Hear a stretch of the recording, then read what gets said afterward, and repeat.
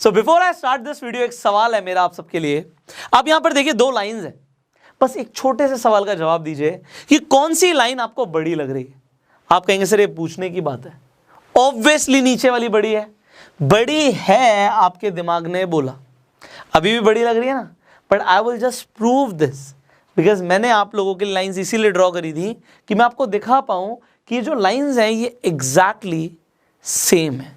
मैं आपको दिखाता हूं, इनकी लेंथ बिल्कुल सेम है।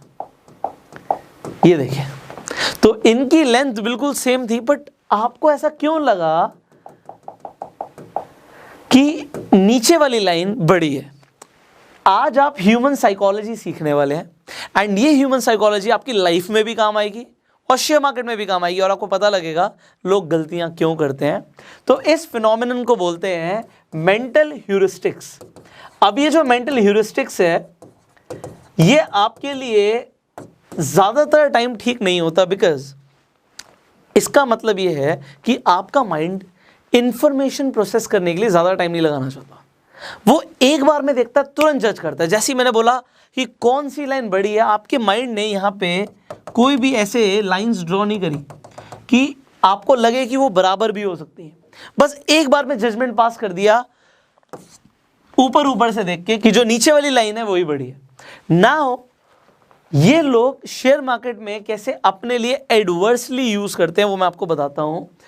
जब हमारा माइंड इंफॉर्मेशन प्रोसेस नहीं करना चाहता, लोग ना फाइनेंशियल्स देखते कंपनी के, वो बैलेंस शीट नहीं देखते, उसकी पास्ट परफॉर्मेंस को जज नहीं करते, सिर्फ देखा ये स्टॉक अच्छा लग रहा है, सिर्फ एक बार में जज किया और गलत स्टॉक्स को हम पिक कर लेते हैं और फिर क्या होता है, फिर हमारे लॉस होते हैं।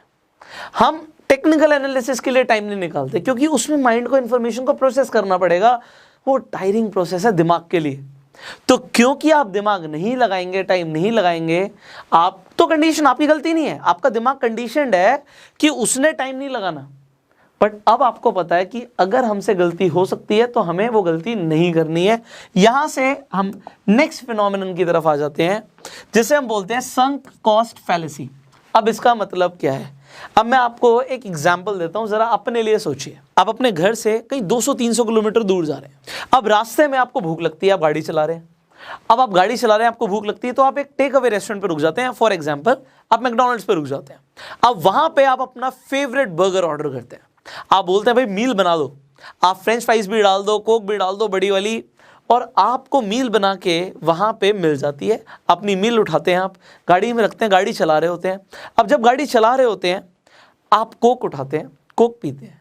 आपको लगता है इसमें तो फिज़ ही नहीं है, ये तो ऐसा लग रहा है जैसे सिर्फ पानी है, पानी में चीनी मिली हुई है, बस that's it.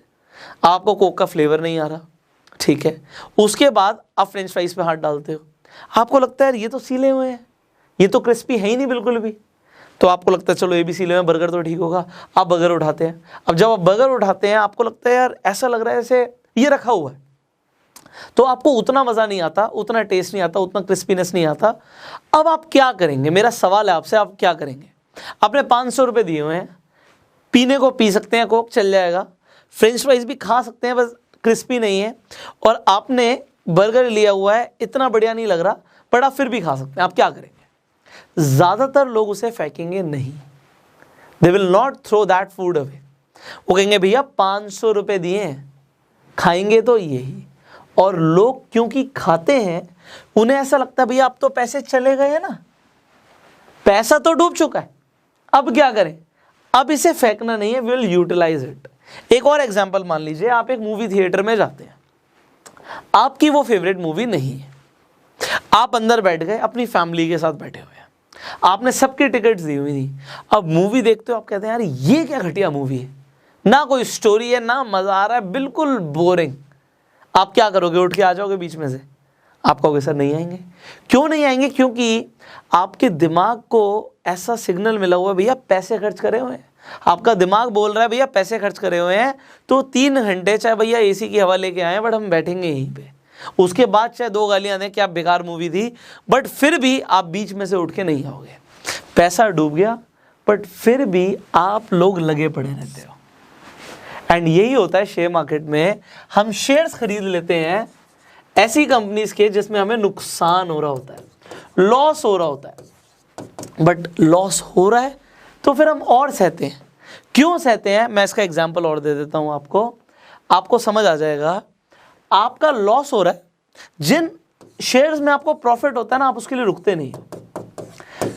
You don't wait for profit. Profit हुआ, प्रॉफिट बुक किया, बेच दिया, अरे यार अब ये नीचे आ गया तो चलो जी 100 रुपये का खरीदा था शेयर, ये हो गया 120 का प्रॉफिट हो गया, हम यहाँ पे प्रॉफिट बुक कर देते क्योंकि ये दोबारा से यार अगर 110 पे आ गया तो नुकसान हो जाएगा हमारा, तो यहाँ पे तो प्रॉफिट बुक कर दिया। बट जब वहाँ पे लॉस हो रहा होता है, हम लॉस के लिए वेट करते हैं, क्योंकि भैया पैसा तो लग चुका है ना, तो आप वेट करते हो एंड आप बीच में कोई एक्शन नहीं लेते। जैसे मूवी में बीच में नहीं निकले, तो शेयर में भी जब तक वो बढ़ेगा नहीं तब तक पड़ा हुआ है। जब प्रॉफिट हो रहा था तब तो आपने ऐसा नहीं सोचा। एंड ये जो ह्यूमन साइकोलॉजी आप अगेन अपने लिए रिवर्स तरीके से यूज कर रहे हो, but if you can understand it, आप इसे अपने फेवर में भी यूज कर सकते हैं। Third phenomenon is loss aversion. अब लॉस एवर्जन का मतलब क्या होता है, देखो हम ह्यूमन बींग्स चाहे कुछ हो जाए, हम लॉस बर्दाश्त नहीं कर सकते। लॉस में हमें पेन होता है जी, और हमें प्रॉफिट में प्लेजर होता है।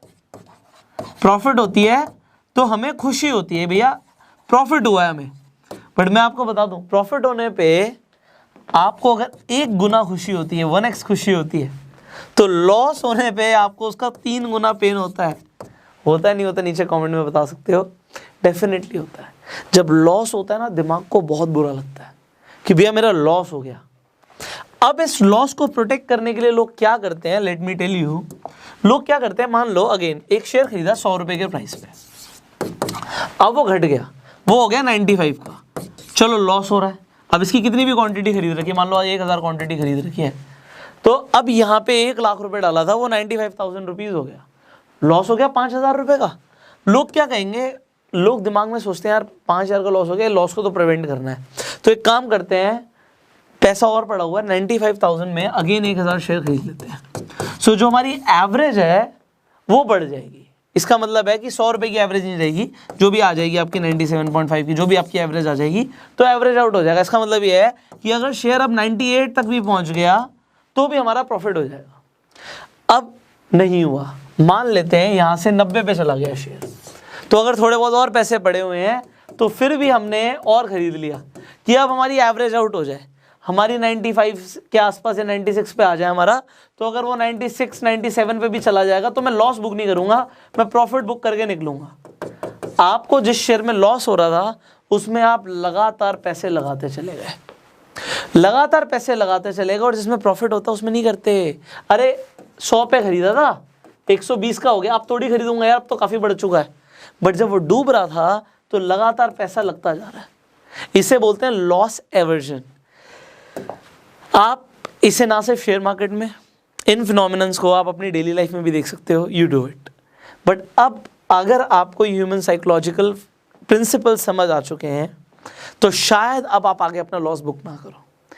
आप ह्यूमन साइकोलॉजी के बारे में और ज़्यादा सीखना चाहते हो, वेल मैंने अपनी पढ़ाई इसी के ऊपर करी हुई है, so I can teach you more about it. If you want to learn, नीचे कमेंट जरूर कीजिएगा कि you want to learn more about human psychology.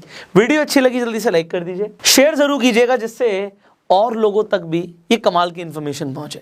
Finally video को फेसबुक पे देखना है फॉलो कीजिए, यूट्यूब पे देखना है सब्सक्राइब कर सकते हैं, बेल आइकन पे क्लिक कर सकते हैं। I will see you in the next video, till the time you go self made.